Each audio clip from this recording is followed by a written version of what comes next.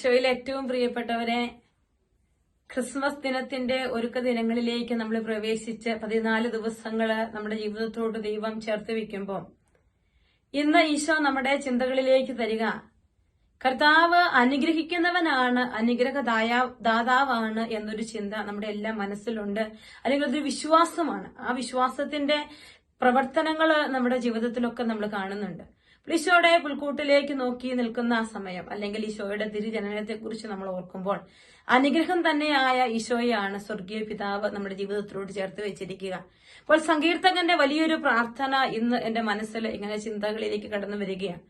31-ാം അധ്യായം 19-ാമത്തെ വചനമാണ്. സങ്കീർത്തനം 31-ാമത്തെ അധ്യായം തന്നെ ദൈവമാണ് എന്റെ സങ്കേതം എന്നുള്ള വലിയൊരു ബോധ്യത്തോടെ സങ്കീർത്തകൻ ദൈവസന്നിധിയിൽ പ്രാർത്ഥിക്കുന്ന ഒരു പ്രാർത്ഥനയാണത്. അവിടെ സങ്കീർത്തകൻ ദൈവത്തോട് പറയുന്ന തന്റെ വിശ്വാസത്തിൽ നിന്ന് ഉടലെടുത്ത, അല്ലെ തന്റെ അനുഭവത്തിൽ നിന്ന് തനിക്ക് ദൈവം തന്ന ആ കൃപയുടെ സമൃദ്ധിയിൽ നിന്ന് ഇങ്ങനെ ദൈവത്തോട് ഏറ്റുപറയുകയാണ്, കർത്താവേ, അങ്ങയുടെ അനുഗ്രഹങ്ങൾ എത്ര വിപുലമാണ്, തന്റെ ഭക്തർക്ക് വേണ്ടി അവിടുന്ന് അവ ഒരുക്കി വെച്ചിരിക്കുന്നു. ഈശോയെ, നിന്റെ അനുഗ്രഹങ്ങൾ എത്ര വിപുലമാണ്, തന്റെ ഭക്തർക്ക് വേണ്ടി അവിടുന്ന് അവ ഒരുക്കി വെച്ചിരിക്കുന്നു. തന്നിൽ അഭയം തേടുന്നവർക്ക് അവിടുന്ന് അത് പരസ്യമായി നൽകുന്നു. അതേ പ്രിയപ്പെട്ടവരെ, ദൈവത്തിന്റെ വലിയൊരു കൃപയെക്കുറിച്ച് സങ്കീർത്തകൻ പറഞ്ഞു വെക്കുമ്പോൾ അനുഗ്രഹം തന്നെയായ ദൈവപുത്രനെ സ്വർഗീയ പിതാവ് നമുക്കായി നൽകിയ ഈ ദിനങ്ങളെ കുറിച്ച് നമ്മൾ ഓർത്ത് ധ്യാനിക്കുമ്പോൾ ഈശോ നമ്മളോട് പറയുകയാണ്, അവിടുത്തെ അനുഗ്രഹങ്ങൾ വളരെ വളരെ വിപുലമാണ്, ലിമിറ്റ് ചെയ്യപ്പെടാൻ പറ്റാത്തത്, എനിക്കും നിങ്ങൾക്കും എത്തിപ്പിടിക്കാനൊക്കെ ആവുന്നതിനപ്പുറത്ത്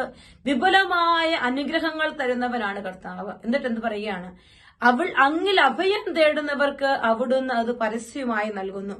പിന്നെ തന്റെ ഭക്തർക്ക് വേണ്ടി അവിടുന്ന് ഒരുക്കി വെച്ചിരിക്കുന്നു. അപ്പോൾ ഈശോയുടെ അനുഗ്രഹങ്ങൾ സ്വീകരിക്കാനായി ഞാനും നിങ്ങളും ഈ കർത്താവിന്റെ സന്നിധിയിൽ ഒരുമിച്ച് ചേർന്നിരിക്കുമ്പോൾ നമ്മുടെ മനസ്സുകളിലെ 2 ചിന്തകൾ ഉണ്ടാവട്ടെ. കർത്താവെ, നിന്റെ അനുഗ്രഹങ്ങൾ എത്ര വിപുലമാണ്, വളരെയധികം അനുഗ്രഹത്തിന്റെ കൃപകളാൽ നിറഞ്ഞിരിക്കുന്ന എന്റെ ഈശോ തന്റെ ഭക്തർക്ക് വേണ്ടി അവിടുന്ന് അത് ചേർത്ത് വെച്ചിരിക്കുകയാണ്, ഒരുക്കി വെച്ചിരിക്കുകയാണ്. അപ്പോൾ ഇന്ന് ഞാനും നിങ്ങൾ ഈ പുൽക്കൂട്ട് തിരുനാളിന് വേണ്ടി ഒരുങ്ങുമ്പോ ഈശോയോട് പ്രാർത്ഥിക്കണം, ഈശോയെ, യഥാർത്ഥ ഭക്തിയുള്ള അനുഗ്രഹങ്ങൾ പ്രാപിക്കാൻ തക്ക വിധത്തിൽ ഭക്തിയുള്ള ഒരു മകനാക്കി, ഒരു മകളാക്കി എന്നെ മാറ്റണമേ. തന്റെ ഭക്തർക്ക് വേണ്ടി അവിടുന്ന് അത് ഒരുക്കി വെച്ചിരിക്കുന്നു. പ്രിയപ്പെട്ടവരെ, ദൈവഭക്തി എന്ന് പറയുന്നത് അവന്റെ സന്നിധിയിൽ ജീവിതത്തെ മുഴുവൻ സമർപ്പിക്കുന്നതാണ്, മുഴുവൻ സറണ്ടർ ചെയ്യുന്നതാണ്.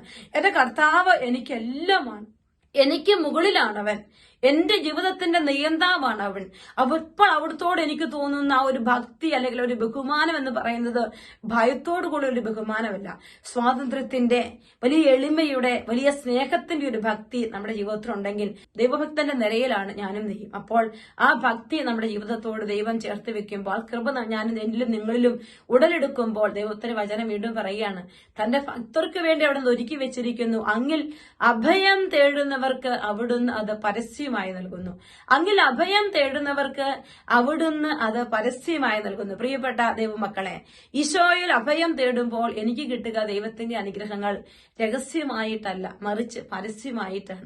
ഇന്ന് ഓരോ വ്യക്തികളുടെയും ജീവിതങ്ങളിലേക്ക് നമ്മൾ നോക്കുമ്പോൾ, അന്ന് ദൈവത്തോട് അതീവ ഭക്തിയുള്ളവരായിരുന്ന 3 രാജാക്കന്മാര്, ആ 3 രാജാക്കന്മാർ ഇതാ കർത്താവിനെ തേടി തന്റെ ഭക്തിയുടെ ബാഹുല്യത്തിൽ നിന്ന് ഒരു പ്രകടനം വന്നതുപോലെ ബെത്ലഹേമിലേക്ക് യാത്ര തിരിക്കുമ്പോൾ നക്ഷത്രത്തിനെ കൂട്ടിനയച്ചുകൊണ്ട് ദൈവം ദിശ തിരിച്ച് അവരുടെ അടുക്കലേക്ക് എത്തിക്കുക. എന്നിട്ടോ ആ ഭക്തിയിൽ ഇന്ന് ലോകം മുഴുവൻ പൂജ രാജാക്കന്മാരെ, കർത്താവിനെ കണ്ട രാജാക്കന്മാരായി സ്നേഹിച്ച് ആദരിച്ചു വണങ്ങുന്നുണ്ടെങ്കിൽ, പ്രിയപ്പെട്ട ദൈവമക്കളെ, തീർച്ചയായും എന്റെയും നിന്റെയും ഒക്കെ ജീവിതം ദൈവത്തിന്റെ അനുഗ്രഹങ്ങളുടെ പരസ്യമായ കൃപകൾക്ക് പാത്രമാകേണ്ടതാണ്. ഈശോയെ, എന്റെ ജീവിതത്തെ നിന്റെ പരസ്യമായ കൃപയ്ക്ക്, പരസ്യമായ ദൈവാനുഗ്രഹങ്ങൾക്ക് പാത്രീഭൂതമാക്കണമേ എന്ന് നമുക്ക് പ്രാർത്ഥിക്കാം. ഈ ക്രിസ്മസ് ദിനത്തിന്റെ ഒരുക്ക ദിനങ്ങളിൽ ഈശോയെ, എന്റെ ജീവിതത്തിൽ ദൈവഭക്തിയുടെ വലിയ കൃപ നിറച്ചു വെക്കണം ഈശോയെ. അതുവഴി നിന്റെ അനുഗ്രഹങ്ങൾ പരസ്യമായി സ്വീകരിക്കാൻ എനിക്ക് സാധിക്കട്ടെ എന്ന് നമുക്ക് പ്രാർത്ഥിക്കാം. ഈശോ മിശിഹായിക്ക് സ്തുതിയായിരിക്കട്ടെ.